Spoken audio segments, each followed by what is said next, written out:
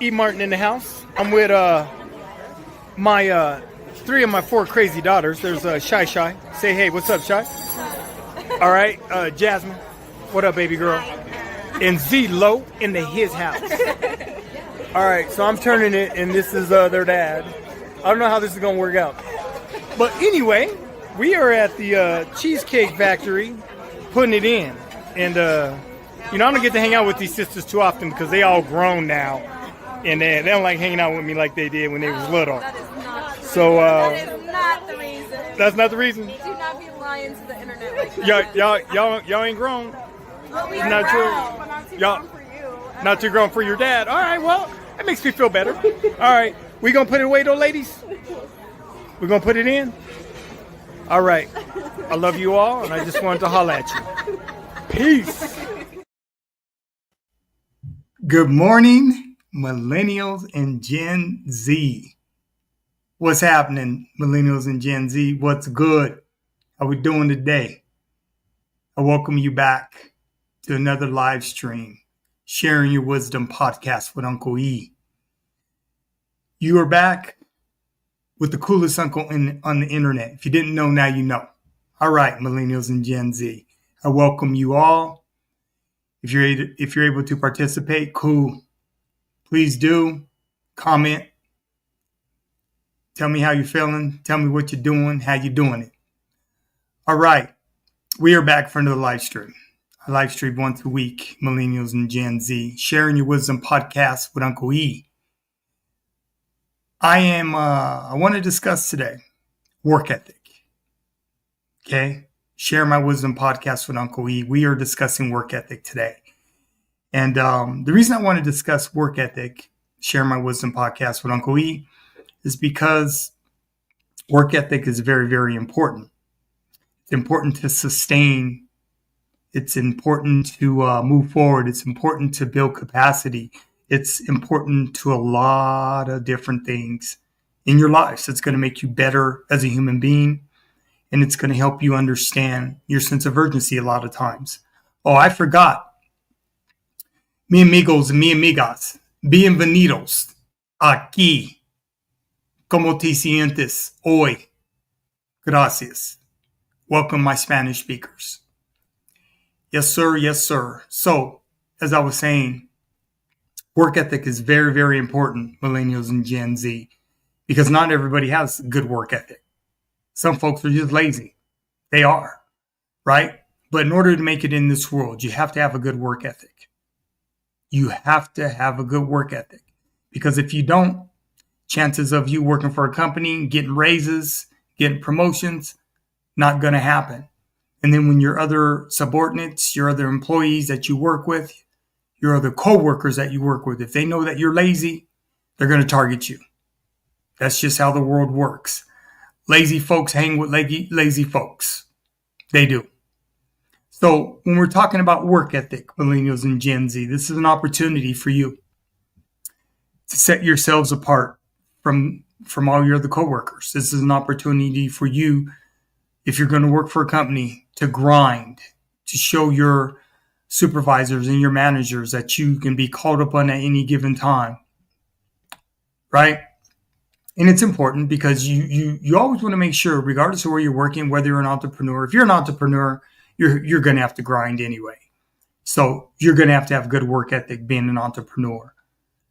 If you work for a company, though, you want to be able to stand out from everyone else. And that's equally important. And, you never know who's watching you. You never know who's watching you. So having good work ethic is essential. It's critical in order you sustain long term at your job. If you want to move jobs, right? Your work ethic will follow you wherever you go. Your work ethic will affect your skill set. And vice versa, your skill set will affect your work ethic. So, things to keep in mind, Millennials and Gen Z, okay? Of course, as usual, I have a video that I'm going to be sharing with you that I made from TikTok, my library of education. Love TikTok because you young people share your lives. And I appreciate you sharing your lives on TikTok because it makes it easy for me when I come to share my wisdom podcast with Uncle E with you. So I appreciate you, Millennials and Gen Z. Before we jump in, I want to go to my my YouTube channel so we can take a look at my ebooks. I do this every week before I go into the video. I want to show you my ebooks. I have 22 ebooks that I've written that I sell. Let me get this ready. Okay. Millennials and Gen Z. This is Share My Wisdom Podcast with Uncle E. It's my YouTube channel. If you click on more, make sure it came up. It did, okay. This is my About Me. And if you go down, you see these links. If you go down to Share My Wisdom Podcast ebooks, click on it. That's going to bring up my ebooks. Let me make sure it's there. Yep, there it is. Okay. Millennials and Gen Z, I've written 22 ebooks. I sell them for $7 a piece. That's how you could support a brother. And it will be good for you to purchase the ebooks because they go hand in hand with my live streams. All of my ebooks that I have here, I will be doing a live stream on. Okay? So these are all my ebooks. Feel free to check them out. And like I said, they're $7 a piece, or you could purchase all 22 of them for $100, which is here. Okay? The only one that I'm not selling for $22 is Daddy's Girls. I self-published that book. It's on Amazon.com. It's a self-published book, like I said, and it's a paperback available at Amazon.com. But I did turn it into an ebook, but that's for $15, not for $7. Okay? So let me get out of this. Okay. Millennials and Gen Z. Let's go ahead. Let's get ready. Let's jump into this video talking about work ethic, okay? And like I said, I put it together from from TikTok. And it's about 15 minutes long. And we're just going to be talking about work ethic, okay? And then I have an article that I want to go over as well from Harvard Business that goes a little bit deeper into work ethic and what's required for work ethic, okay? All right, let me get it set up, Millennials and Gen Z.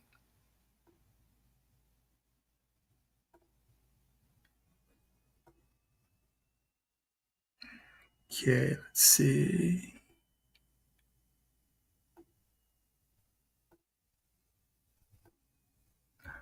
Okay, Millennials and Gen Z. Work ethic, here we go.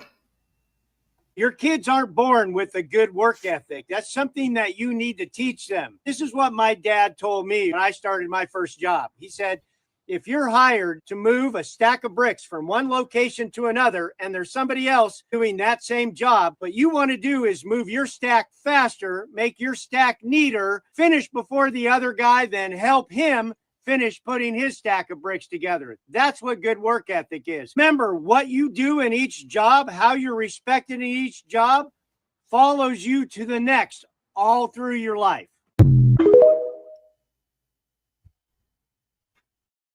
Don't expect the high-end life without high-end work ethic. And I've said this before, guys, but listen. I feel like, and I put this because I'm guilty of this too sometimes. It's easy with social media to compare your life to everyone else and to everyone else's highs, right? Because they're mostly all highs, right? That's what they post. You have people who do share about their lows or what they're going through. But they're mostly all highs. And it's normal to go on there and to compare yourself. But like I mentioned before, we forget that some of these people, the successes that they've had are not overnight. They've worked really hard. You take a look at my life, you see my home, you see my car, you see Chris's car, and you're like, what do they fucking do all day?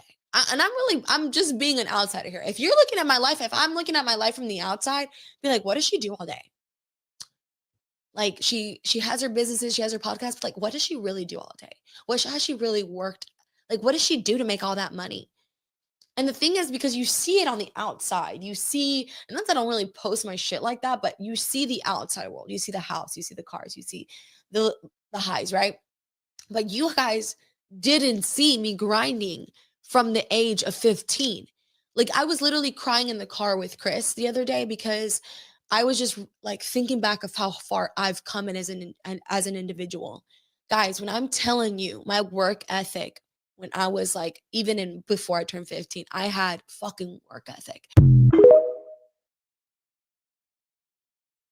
I would rather be tired from working hard than be broke from being lazy.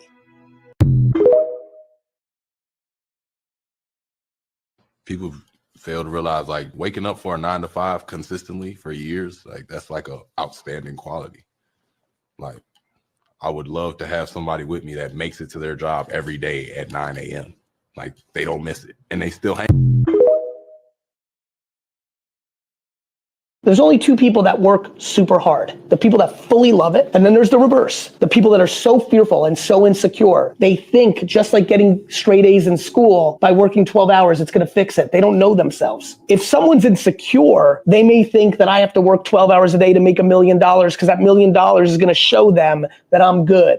That's not work ethic, that's insecurity. Hard work is remarkably enjoyable when you like what you're doing. I don't think you should work hard if you don't like it. I think the world's got this super reversed and it confused all of you. It confused everyone. Don't burn yourself out. Don't even do it. People are looking at the cause, not the root. It's really fucked up. Work is a byproduct of what's actually inside of you. It's not the fucking root. It really shits me when people go, oh man, I just want to work that 6-hour day and can I have that 1 hour smoker break? And I need to go toilet for 30 minutes and I need to milk my boss's money. I'm like, that fucking shits me. So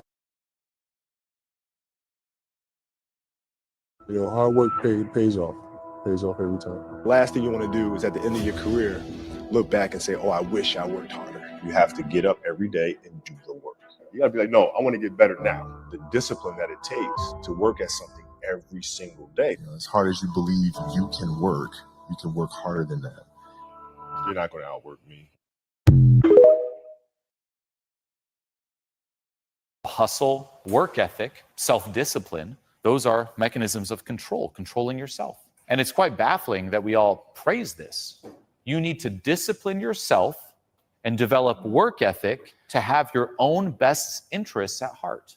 It's insane. Say over here, there is like a little oasis. And over there, there's a pit of fire. And I'm in the middle. It's like everything you want, everything you don't want. Would it be weird if I'm like, okay, everyone, I'm really struggling to go in this direction. Do you have any work ethic tips and tricks to get me to go there? You'd be like, wait a minute. Why don't you go there by default? What are you actually disciplining? You're disciplining a part of you that's pulling you there.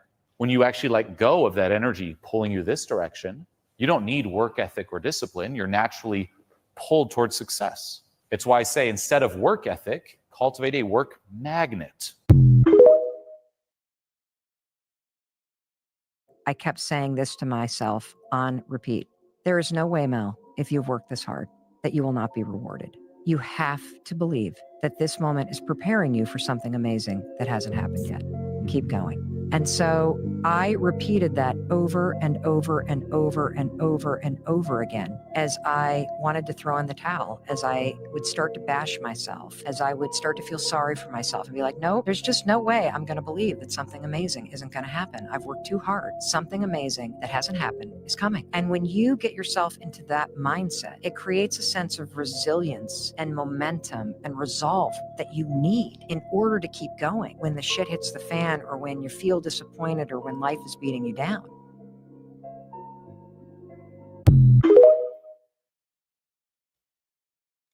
When I first went to work for a Wall Street firm in 1972, they didn't really have any formal sales program, training programs.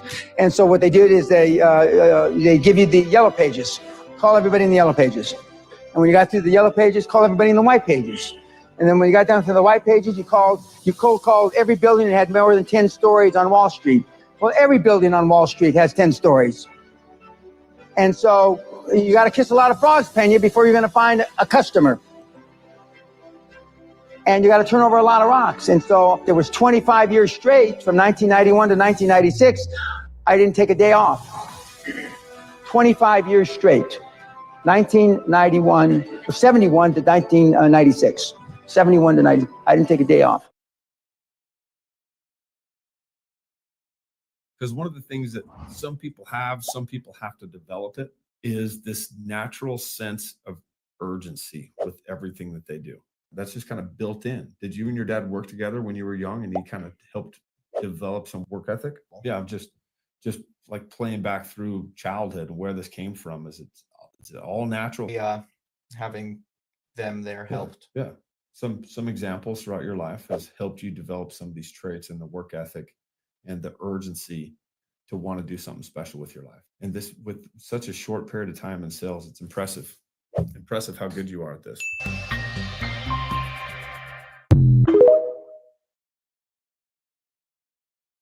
So my company gave me working notice last week. And what that means is that they've given me a date that I'm going to work up until, after which I'm going to get cut, right? So I have just been listening to people being like, oh, you need to work at 50%, like stop doing what you're doing to the extent that you're doing it, like, you know, cut it. I am a millennial girly, okay? I am not built to do anything at 50%. I'm pretty sure other millennials can relate to me. We're just wired to do everything at 110%. It is just who we are as people, okay? So I am here struggling because I want to do like work at 50%. I don't want to give everything and give it my all because like I'm pissed, but also I can't. I am like, yes, I'm going to just be giving it 100%. And yeah, so if anybody is looking for a project manager, please let me know. I am great. Everybody that I work with says I'm great. So I believe I'm great. But yeah, thank you very much. Okay, love you guys. Bye. Y'all want to know what people never speak about? Nobody ever talks about how hard life is in your 20s. Some of us are in college. Some of us are working a 9-to-5 trying to figure out what we want to go to college for. Some of us are even wondering if we should or should not go to college. Because at this point in life, we don't know if it's really worth it or not. Some of us got kids. Some of us are in debt. Some of us stay with our parents still. And some of us got our own house with our own bills. But whatever the case may be, if you a young adult in your 20s and you grinding hard and you don't know what's going to happen next in your life, I salute you because I'm in the same boat. I get up every day hustling and grinding, praying that God reveals my purpose one day soon. Listen, y'all, we gonna make it. We all gonna make it to the top. Stay focused and keep grinding, y'all. Do not give up. I promise y'all. Stay focused.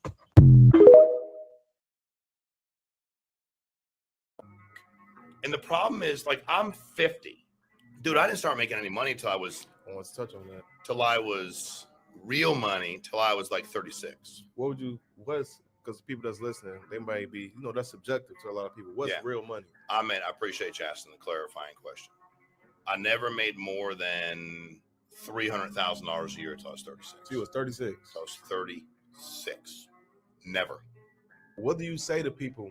Because I talk to people all the time that's around my age, maybe a little bit older, a little bit younger, and they feel like they're failures because they haven't accomplished what they thought they were going to accomplish by 28. What do you say to people with that mentality?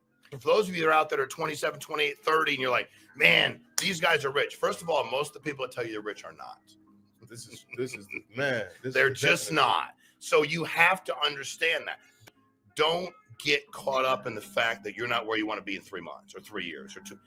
And also this idea that you're going to start working at 20 and retire at 30.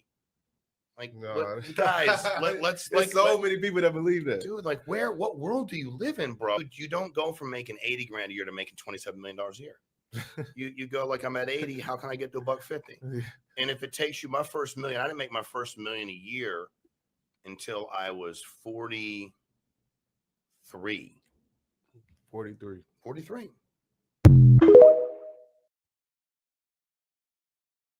I don't know who in the workforce needs to hear this right now, but stop competing and comparing yourself to colleagues who have nobody and nothing to go home to, who have no other obligations or responsibilities. And this is no shade to them, but you're beating yourself up because you don't have the time or the energy to give what people who have nothing else to give their time and energy to. You do. You have other responsibilities. You have other priorities. Give yourself grace and stop competing with them.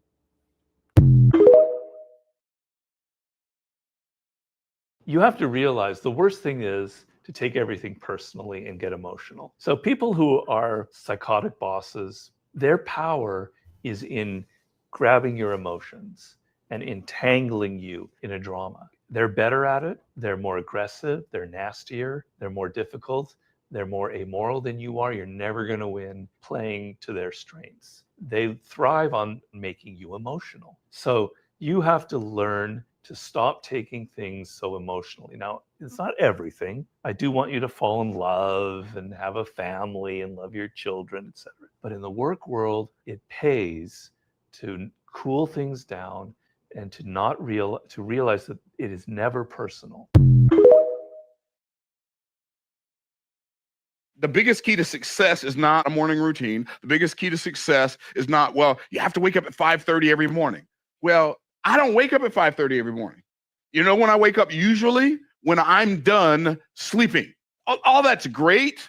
I mean, you can set your environment up in a way that you're more likely to win, but the reality is you have to make a decision, and then you have to learn how to understand the difference between a choice and a decision. I want to say a word.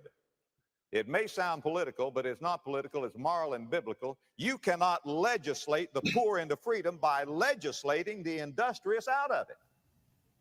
You don't multiply wealth by dividing it.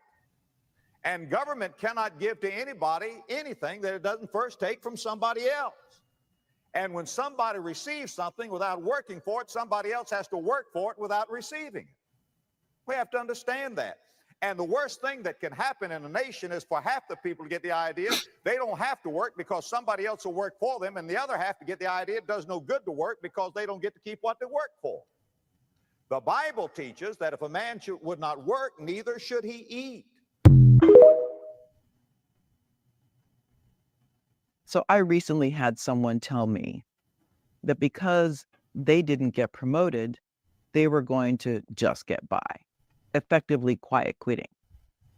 I responded by saying, so your work product is conditional. You only put forth an effort based on how much you feel you're valued and appreciated. As someone who's been underleveled, undervalued, undercompensated, and underestimated, I certainly get it. It is most certainly demoralizing to not have your contributions appreciated or acknowledged. But consider this. What if you push anyway because that is who you are and what you believe in? It's more than just a brand, and you don't have anything to prove to anyone else but yourself because you are that good. Striving for excellence can lead to personal growth and skill development. Even if external recognition is limited, you can continue to enhance your abilities and knowledge, which can benefit your career in the long run. Also, a commitment to high standards can be intrinsically motivating. When you take pride in your work and seek to improve it, you derive satisfaction from the process itself, regardless of external rewards. You can enhance your professional reputation and credibility. Your dedication to excellence may open up future opportunities, even if they are not immediately apparent. It could lead to promotions, new projects, or roles in which your skills are more valued.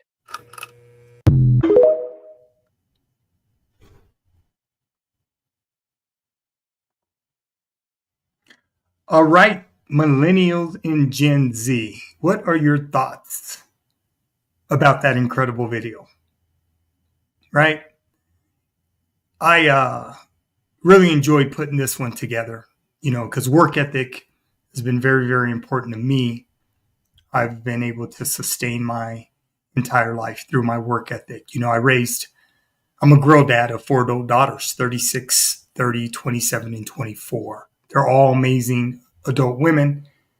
They're all professional women. They're all handling their business, living their best lives. So they definitely got their work ethic from their mother and their father. Trust me, they did. My daughters grind. And would love to hear from you. Feel free to comment. Leave your comments. And I look at all comments. I'll respond to them. I will definitely respond to them. But as you can see, you have different professionals at different levels talking about work ethic. And I just thought it was, it was important to bring this to the forefront, Millennials and Gen Z, and share my wisdom with you. Okay. And now I want to go into this article that I came across on Harvard Business, talking and going a little bit deeper about work ethic. Okay. Let me pull it up here.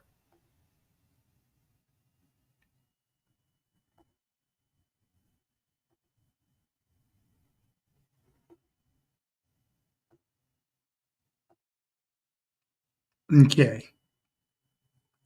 This is from Harvard Business Review. And the article is talking about how to develop a strong work ethic. It's by Tutu Tagerley. Want to make sure I don't screw that up. And have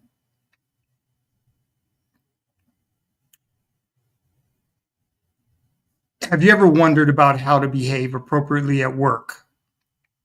Throughout your career, and especially in the early years, it's challenging to figure out what behaviors and attitudes are and are not acceptable in different professional environments.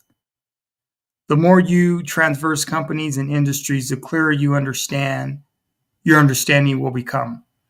When you are just starting off, though, it can be hard to pin down these behaviors. So work ethic, you learn a bunch of behaviors as well from other employees, because you're going to be working with people that they're just lazy. They are.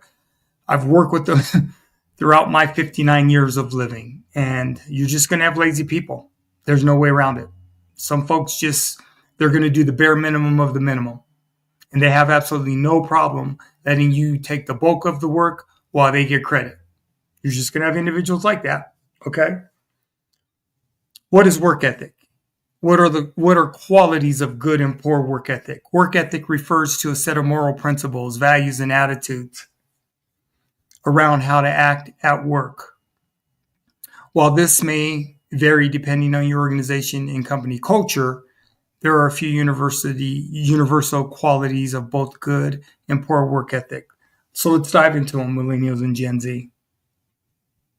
Reliability and dependability. Absolutely. One of the core values of work ethic. Okay. It's going to be regarding, deadlines, being on time, and those sort of things. Okay. Productivity. Absolutely. You need to consistently navigate your priorities and find smart ways to use your time. Time waits for no one, Millennials and Gen Z. Time waits for no one. Ownership and autonomy. Very important. You need to exercise initiative and show that you can take direction from others, learn and improve. A lot of people just are not good with constructive criticism. They're just not. Whether you're, extrovert or introvert. A lot of folks it's difficult for them to take criticism objectively. It really is. Hurts a lot of folks' feelings. And when you're in a position of a supervisor or manager, that's what you're going to have to deal with. So, collaboration and team support. You need to have the foresight to look beyond your individual role and establish positive working relationships with others. So, those are essential for strong work ethic, okay? Reliability and dependability, productivity, ownership and autonomy, and collaboration and team support. Now, all four qualities demonstrate professional integrity or the practice of showing a strong commitment to ethical behavior at work. In contrast, examples of bad work ethic include, here we go, low work quality, consistent tardiness, lack of attention to deadlines, focusing on your own goals at the expense of the greater team or company goals, abuse and harassment, whether of the most explicit variety or the unconscious microaggressions and sabotaging of others. Now, I worked in the criminal justice system for 20 years and K-12 education for 10 years. I worked with children for 30 years and their parents. I'm a former state of Colorado juvenile probation officer working in the criminal justice system, and I've been a certified paralegal since 1984 when I was in the United States Marine Corps. I'm also a former teacher, dean of students, and restorative justice coordinator. So I've had my share of lazy folks, trust me. I've had my share of professionals that just did the bare minimum. That's all they're going to do. So it's tough a lot of times, but my work ethic never allowed me to be simple, never allowed me to not have a sense of urgency. I always have. You know, when I went in the United States Marine Corps, it gave me a sense of identity. It really, really did. So, how to build strong work ethic. Although many traits reflective of strong work ethic may come naturally to us, they can also be learned, developed, and sharpened. Here's some tips on how to start. Follow the lead of peers, mentors, and bosses. If you can get a mentor, mentors are always good through networking, right? Because you can always learn. I can learn from anyone. I loved working with kids for 30 years because kids are incredible and they taught me so much. Kids taught me so much. And so, you know, you have to have an open mind to learning, right? Develop self-discipline. Now, a lot of folks just don't have discipline. They think they do, but they don't. When you're not on time to work and, you know, you slack and you don't have a problem with other people picking up, you know, work that you should be doing, you lack self-discipline. You lack restraint. You do. So developing self-discipline is going to be critical because when you have self-discipline, you get to check yourself. You don't have to worry about anyone else checking you. You get to check yourself. All right? Under self-discipline is developing self-discipline involves understanding, like I said, self-control as well as how to maintain your energy, which is very important. Pacing yourself throughout the day is very, very important. Because if you don't pace yourself throughout the day when it comes to work, you could become overwhelmed. You can get anxiety and a lot of things can just happen. Right? Reprioritize each day and start it strong. If you consistently manage your time wisely, you'll develop a reputation of professionalism and integrity. Facts. I agree with that 100%. When you prioritize your day and how it must go forward, you're in control. You are definitely in control. And you will start off your day great by doing so. Think like an owner. Even though when you work for companies, you can think like an owner. You can take ownership of the work that's given to you, right? Be proud of the work that you do. Take pride in your environment. Take pride in your workstation. Take pride in your, in your job title. Take pride. Head up, chest out. Take pride. All right, Millennials and Gen Z? Hold the team interest higher than your own. Selflessness is required in order to have good work ethic. Selflessness is required. Okay? If you're not a selfless person, work ethic is going to be a struggle for you. It just is. Okay. That is that article, Millennials and Gen Z.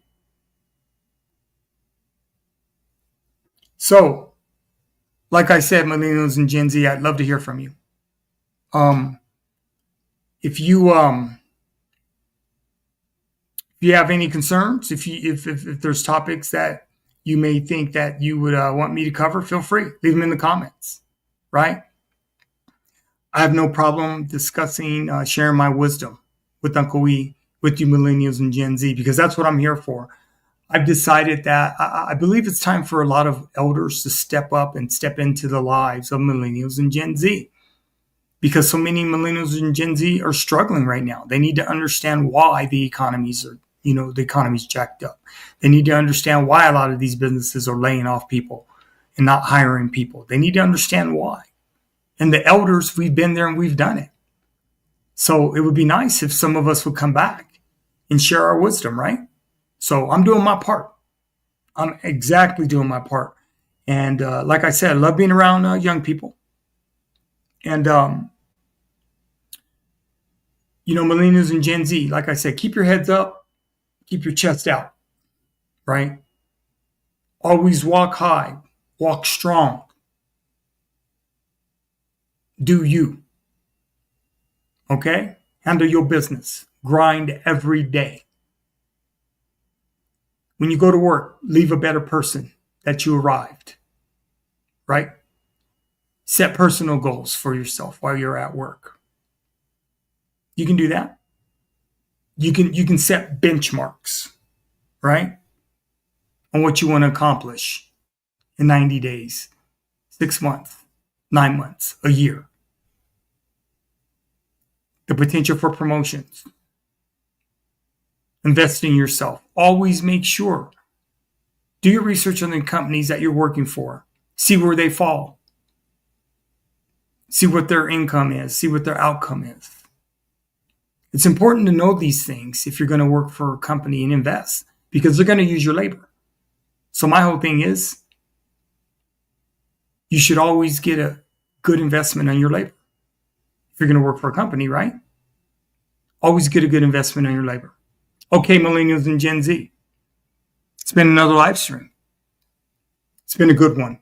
Like I said, I live stream once a week.